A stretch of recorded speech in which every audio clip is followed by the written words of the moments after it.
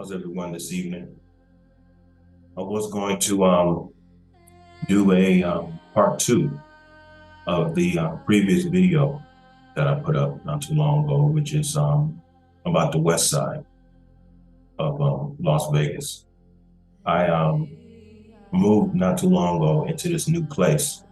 And actually, before I started this video, I was testing the audio. And so by this being a new place, I haven't gotten to know exactly how to adjust my volume and the audio around me as yet. So I was just ask you to bear with me when it comes to the echo effect. But I just wanted to talk to you about something very important that I've learned not too long ago, which is one of the primary reasons why, there go that word primary again, but one of the reasons why I haven't been making videos for a while. I had ran into some issues with the person who I was staying, and it was a lot. It was a lot going on. So I had to get out of there. And it's one of the reasons why this video is titled Suffer It Be So. There is no help but self-help. Now, when I was 12 years old, I read one of Bruce Lee's books of his philosophy of life. Because see, to me, Bruce Lee was a lot more than just kung fu punches and kicks. Once I was coming up in Chicago, and I was first introduced to Bruce Lee by my uncles. We had went out to the drive-in in Chicago, and I first seen a preview of Chinese Connection. And it struck me so much.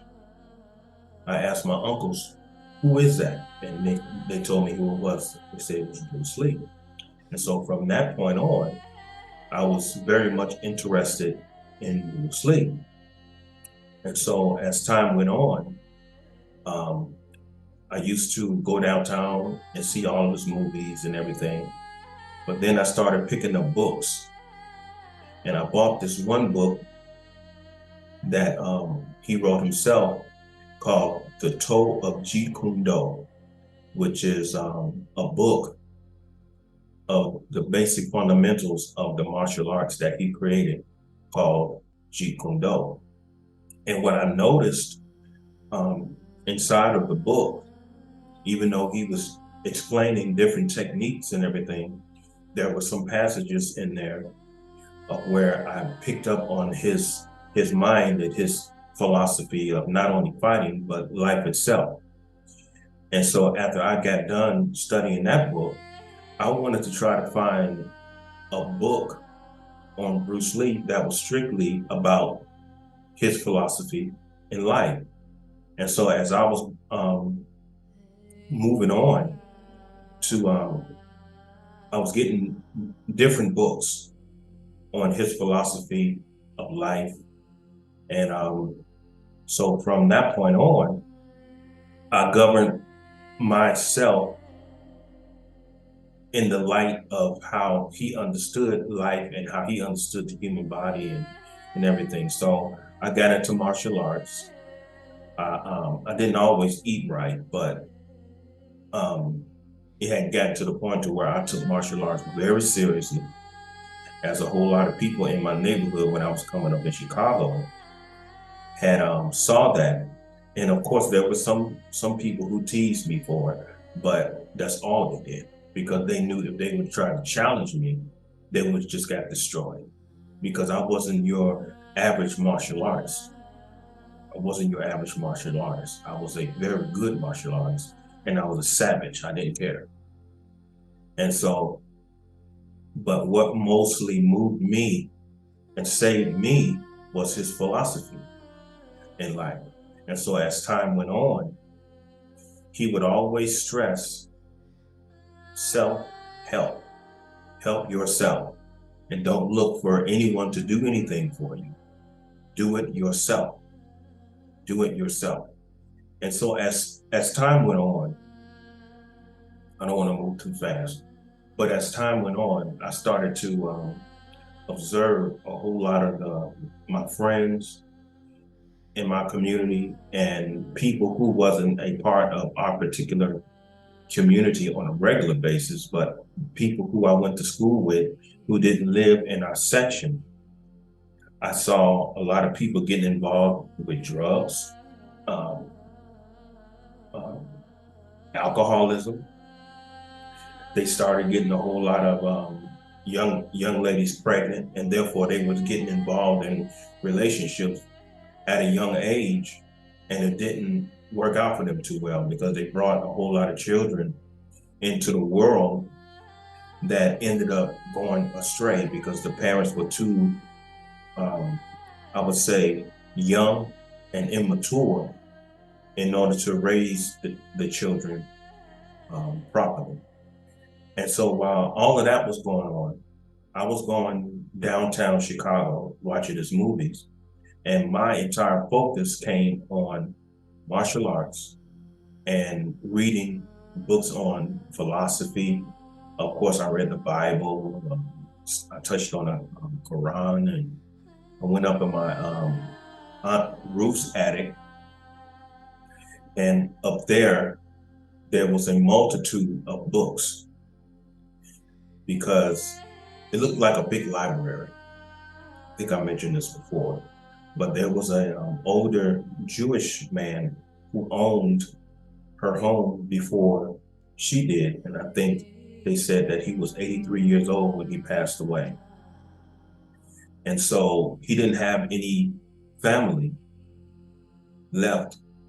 And so what they did, they put the house up for sale. And my Aunt Ruth and her Uncle Bill bought the home. And so what happened was they cleaned out the bottom part of the home before they sold it. And this man built a stairway to the attic that was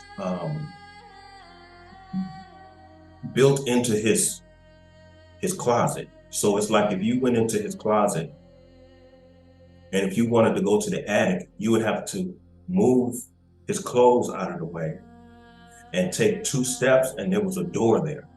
And when you opened up the door, there was a stairway this way to the attic. And when you went upstairs to the attic, you saw rows and rows of books upon every area, pretty much every area of life, local and overseas. So this man did a whole lot of traveling and studying. And one day my aunt asked me to take some boxes upstairs to that attic. And so when I took the first box up there, I saw these books and I just froze. I'm like, books, books. And she noticed that it took me so long to come back downstairs. And so she said, DA, you know, everyone in my family calls me DA, but David Anthony. So she said, DA, what's taking you so long? And I didn't answer because I was stuck because books. And, you know, I was an avid and voracious reader. You know, I have this huge thirst for information. And so she came upstairs and I was standing there in a trance looking at these books. So I was standing there and I was like in this trance staring at these books. And she said, DA, what's wrong with you? And I just said, books, books. She said, yeah, books. You know, and she noticed that I was obsessed with books. And so, and I've always been like that. And so, but one of the things that stood out for me is when he said, there is no help but self-help.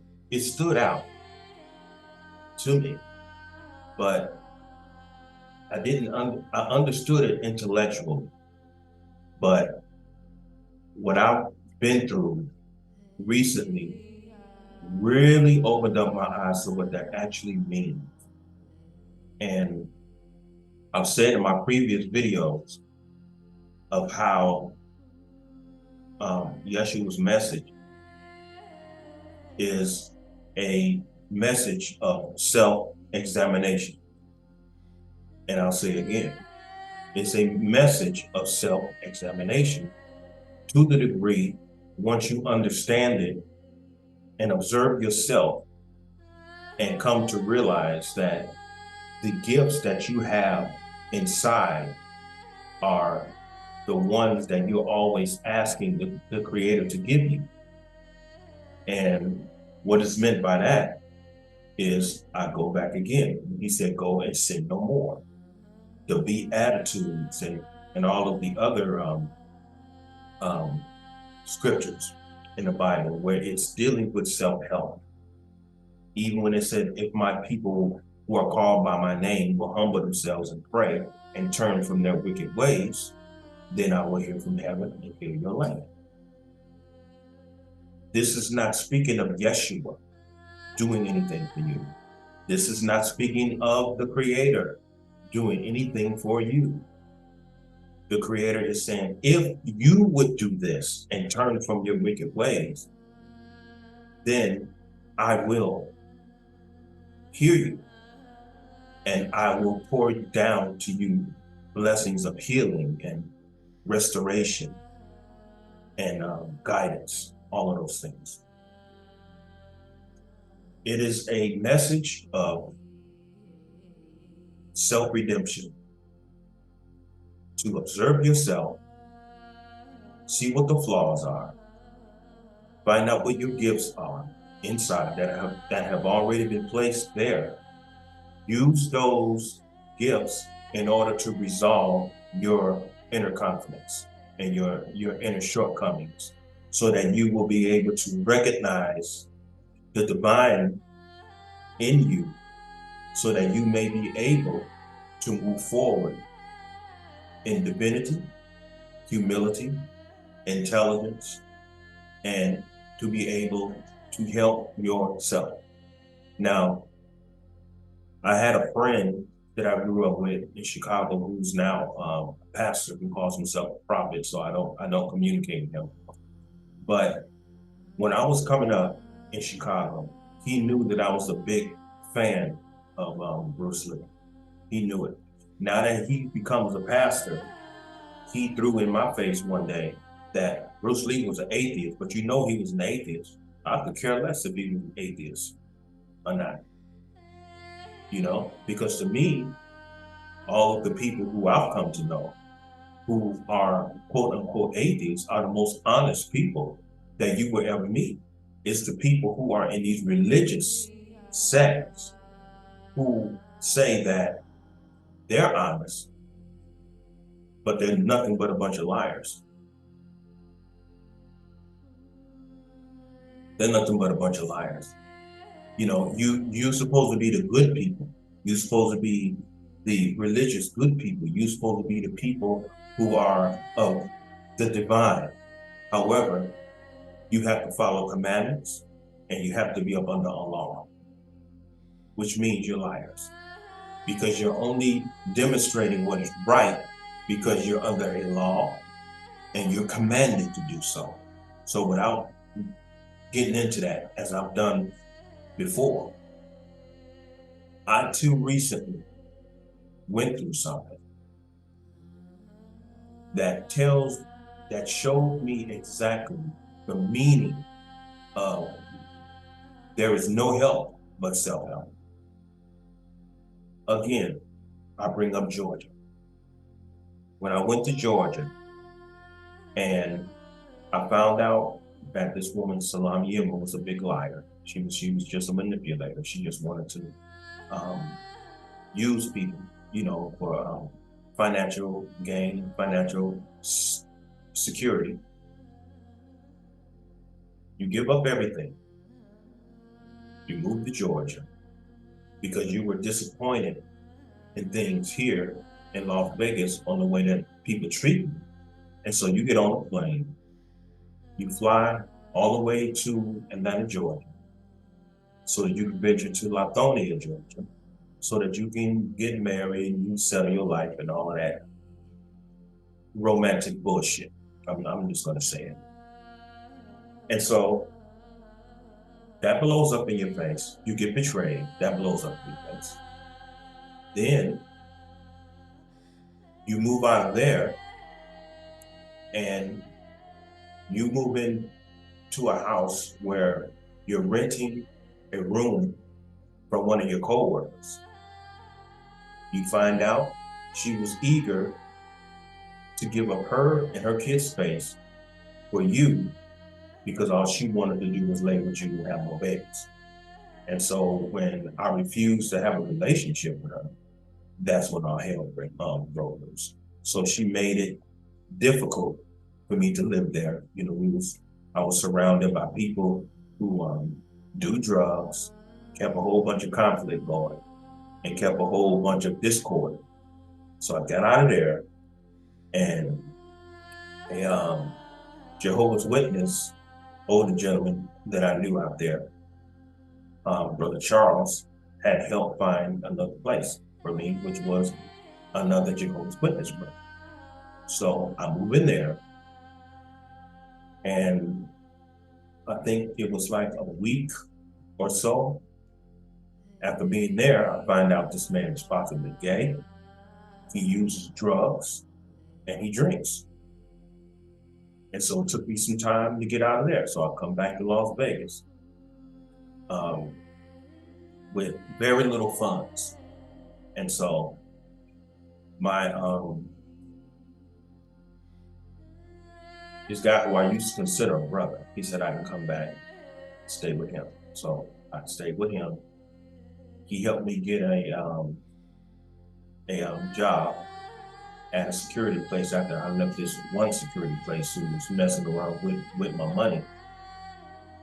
I won't mention any names because I don't want nobody suing me, and I ain't gonna pay you. I ain't gonna pay y'all anything anyway, so it really don't matter. But I come to find out after he took my portion of the rent for 2 months, which was $585. He saved it and he left for Alabama. And so I went down to the manager's office after I talked to him and he told me where he was. I asked them, what's going on with this rent? You know, I mean, are we behind? And they say, well, you know, they told me how much the rent was. It was $2,700 or something like that. And I asked the manager, how did it get so high? And he told me that he hasn't paid the rent in 2 months. And so that put me in a position to where not only did he leave the place, I had to give up the place because I couldn't afford to pay that much money up front. And so I asked her, why is it so high? Anyway, you know, and then she printed out the lease, and I'm looking down at the lease, and the rent was nothing but $885 a month.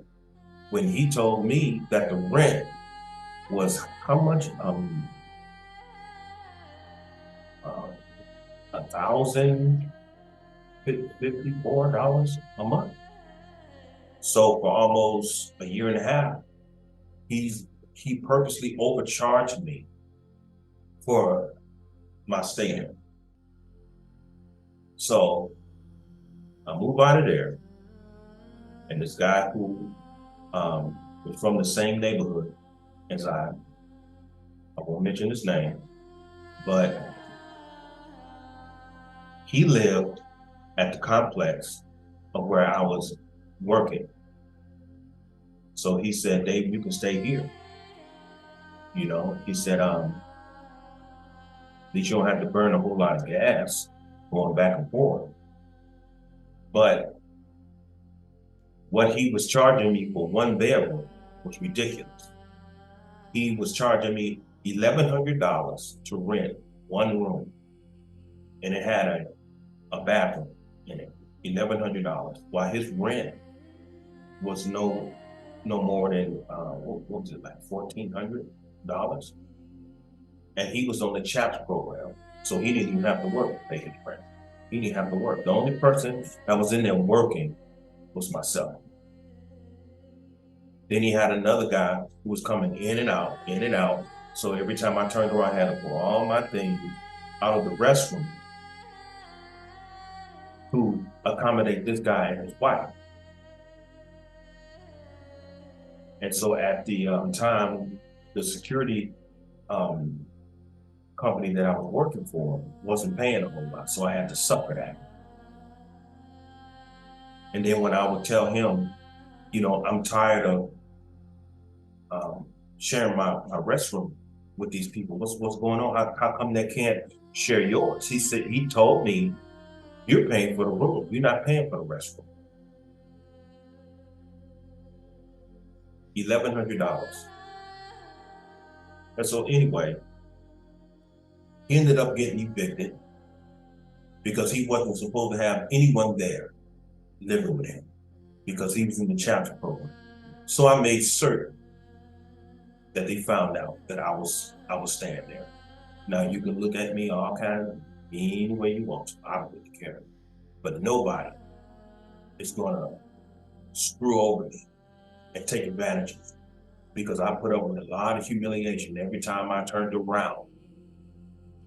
You work, and every 2 weeks you get paid. You giving some grown ass man $500, $600 out of every paycheck in order to please him.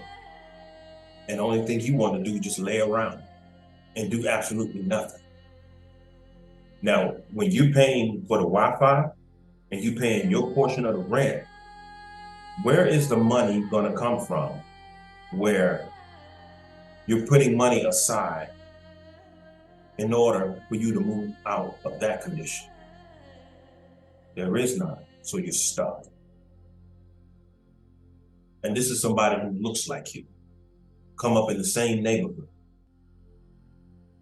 So after he got evicted, I was going to sleep in my car because I felt so liberated of getting away from him, because I'm the type of person to where I can't be around people a whole lot, especially people who betray me, because my intentions are always good towards people, always good towards people, even though I'm going to find some way to retaliate against you if you screw over me. If I don't put my hands on you and harm you physically, I'm going to use my intelligence to get you back one way or the other. So this guy that I knew all my life, he's like a family though, and he's still a family. And I only say that is because I know that his decision was not his own. So he asked me, what are you going to do? I said, I'm going to sleep in my car, bro. I got a car. He said him and his wife had talked, and they told me that it was okay for me to come there and stay there for a little while until I get on my feet. Now, a couple of months before that, I started another job that was paying me better. And so when I moved over there, I was sleeping in their garage, in the back seat of my car.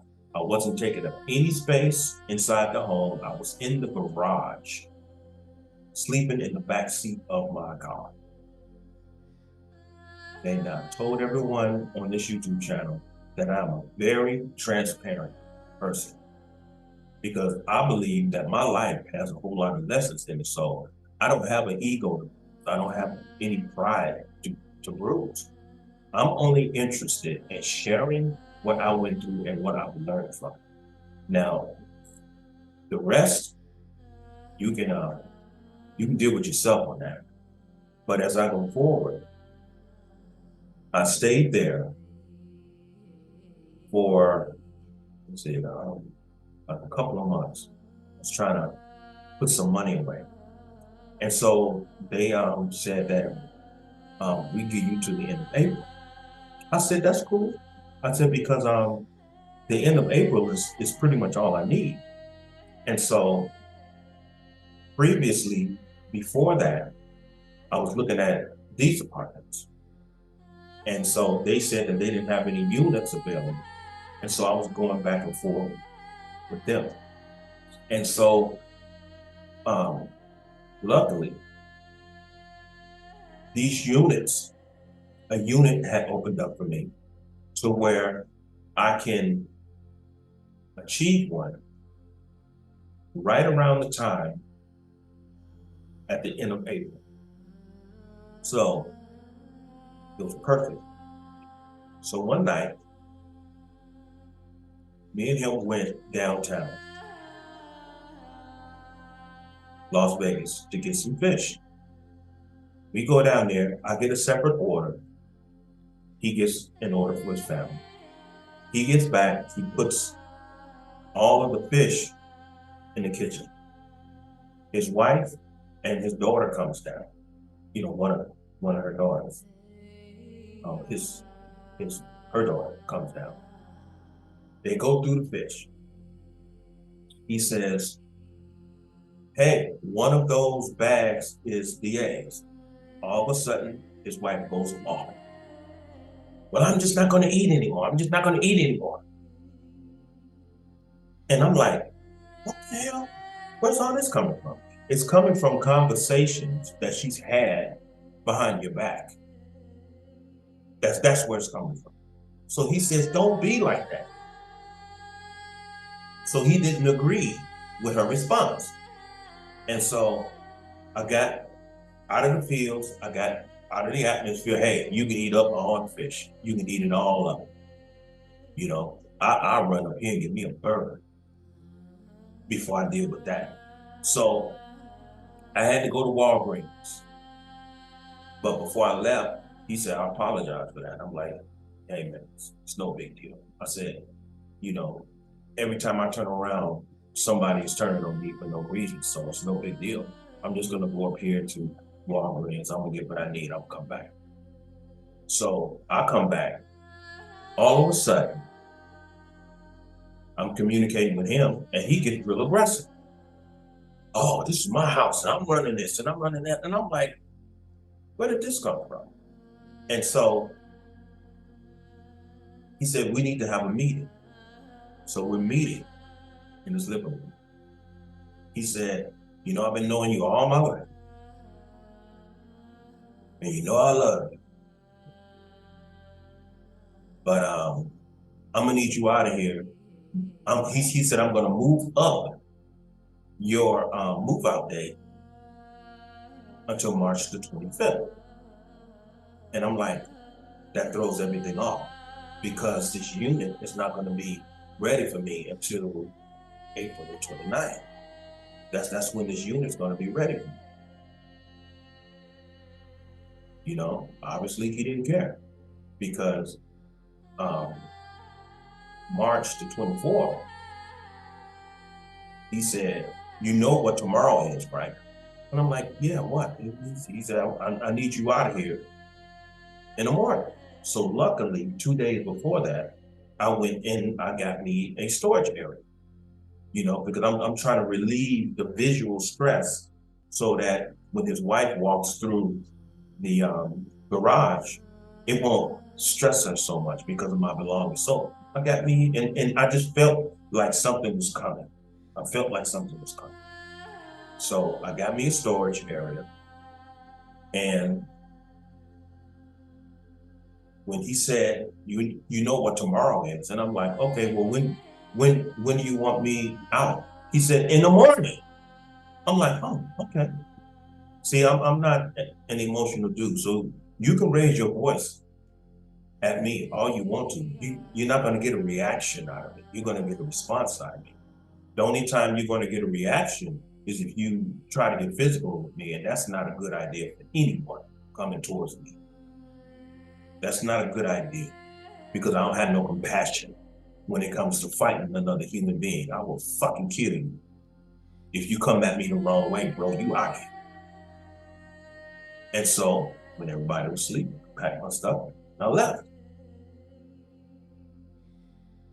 So in the process, I had to wait longer than April because I was sleeping in my vehicle. And so I had to spend the money that I was saving up in order to survive. So I was put in the position to where you either starve to death or you wait a little longer. So someone got the unit because I wasn't able to get it because of what was going on with me. And so I kept going back and forth. I kept living outside of my car, spending a whole lot of extra money on gas and food and everything, trying to locate shade out here in Las Vegas because if you are sleeping in your vehicle out here in the desert of Las Vegas, there's a very good chance that you won't wake up because you would die from a heat stroke, and you would die from a heat stroke in your sleep. And so by me loving my sons too much, I didn't want to go out like that. I want to live to see my sons. And I didn't want my sons getting information back that their dad died in his vehicle because he died of a heat stroke because he was living out of his vehicle. Now, most people may ask, how come you couldn't go live with them? Well, it was because their mother has got this animosity towards me, even though I took her off the street 3 times, and one time was with her boyfriend. So obviously she's still upset that we broke up, and this was back in I believe it was 93. I accept that. So until then, I was sleeping in my car. I was getting like 1 to 2 hours to 3 hours sleep every day, and really wasn't a lot of sleep. And then I would just use the restroom at the storage area to clean up, make myself look presentable to my job. Then I would go there. Then I would go to the job, and I would do security on the buses all night. And then when I would get off in the morning, I would repeat that same cycle. And so eventually, when this unit opened up, I got the unit, I moved in, and here I am. But the whole issue is there is no help but self-help. It's called being responsible. Because when it all boils down to, nobody loves you like you love yourself. A sign of not loving yourself is depending upon someone else to help you. This is what I've learned. Trusting that people will be there for you, regardless of because of how long you've known them. Life will reveal to you that it doesn't matter how long you've been knowing anybody. When they start a new life, no matter what it is, whether it's marriage or whatever the case may be, that is not the same person who you grew up with, because people change. But the whole thing is, after all of those experiences, are you still able to love? Are you still able to love? Or are you able to move on with your life and not hold any hate or any animosity? Because if you own any hate or any animosity after going through that with people, You have not matured. You did not utilize your wisdom based upon your personal conclusion of the entire ordeal. And you're no different than them. What I've learned is when it says, suffer it be so. I understand what Yeshua means now. Suffer it be so. Suffer it. Go through it. It's going to be hard, but suffer it. Suffer it all the way and accept the fact that this is your reality. Suffer it be so. Be so. This is your reality. So suffer it. Don't ask anyone for help. I'm trying to mature you. And through maturity comes clarity. Comes clarity, becomes strength. But in your conclusion, do you feel any animosity? Do you feel any hatred? What is it that you feel? I'm grateful for the trial. I'm grateful for what I've learned. And I'm grateful for everything, despite who I felt disappointed me, who I felt betrayed me. I suffered it all the way through. And here I am today. I'm at peace. Now, the other night, which was last night, you might just say, my body, after so long from Georgia all the way to the current, which was last night, my body all of a sudden shut completely down. Now, the last time my body shut off like that was back in 2014, February the 10th, when I had my motorcycle accident. When I was riding my motorcycle accident, my body shut down because I was going through so much at my job, and I was in a real emotionally and psychologically violent relationship. And so I was tremendously stressed. And so while I was riding, my body shut off. Now, last night, my body, while I was sitting up watching something, my body just said, hey, you need to go lay down right now because you're very close to passing out. And so I crawled in my bed. You must have said I crawled in my bed, and I went to sleep. And so I found out something about myself. When I was sleeping, every time that I got up and I went to the restroom, I would always check my cell phone to see what time it was. And every time I looked at my cell phone, my thoughts would say, okay, that's enough sleep, I'm gonna get up. But when I would lay back, I felt this weight on me, which I know was the spirit of the Creator telling me, no, go back to sleep. You need to rest. You need to rest. And so I slept the entire day, and I haven't felt so refreshed in my life after so many years, since Georgia all the way up to the moon. So the lesson of this video is I want everyone to know, help yourself.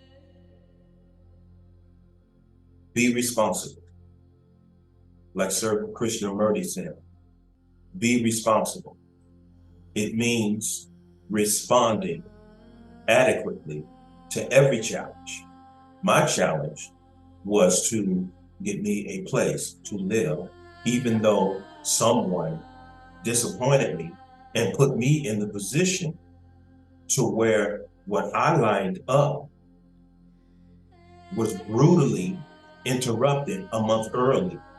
And so simply because it was so interrupted, I ended up having to sleep in my vehicle. Now, even though I was grateful for that, because there are some people who don't have vehicles to sleep in, I still was able to move around. I still was able to take care of Brother Sonny Liston's grave. I was still able to do things, even on my off days, like go to the gym and go take my walks. And even then, all I felt was disappointment, but I didn't feel any hate. So all at the same time when I was going through that, it was still a study of self. So there are some things you're just going to have to understand in your life that if you really want to follow that man's example, and if you really want to know what suffer it be so really means, prepare yourself because you will find out. And at the moment, it's not going to feel pleasant. Tell you the truth, it's not supposed to feel pleasant. This is the reason why he says, suffer it be so. Suffering it be so implies something that you have to go through that is against your own current pleasing. But you're going to have to suffer that and go through it so that you will be raised up to a higher level of maturity and enlightenment. So with that being said, I think I'm just going to cut it short here. I was going to go into my last video, but I'm just going to leave that as a part 2. But this did have something to do with what the church is going to have to understand when the scripture says God is going to judge you first. It means right now that you are in error. And if you do not want to be judged first before the governments of the world, then you have to turn from your wicked ways. You already have the message. You already have the example. God is not going to turn you. Jesus is not going to come back to you, and he's not going to go to a church without a spot or wrinkle, because there ain't no such thing like this song that y'all be saying. God's coming back to a church without a spot or wrinkle. No such place. So that's going to be pretty much my next video. It's not going to be too long, but just wanted to share that with everybody. But just to let you know, suffer it be so. And understand in some situations, there is no help but self-help. And I would advise everybody to, no matter what you go through in life, don't look for anyone to help you at all. I don't care what situation you're in. Don't allow, even if they suggest, no, I would do it myself. I would do it myself. And damn sure don't allow anyone to move you in their environment, because it's only a matter of time before you become betrayed. So with all that being said, I want everyone to have a very pleasant evening. And those who were interested in this, I thank you for listening. And everyone have a good night. And everyone stay human, like I always say.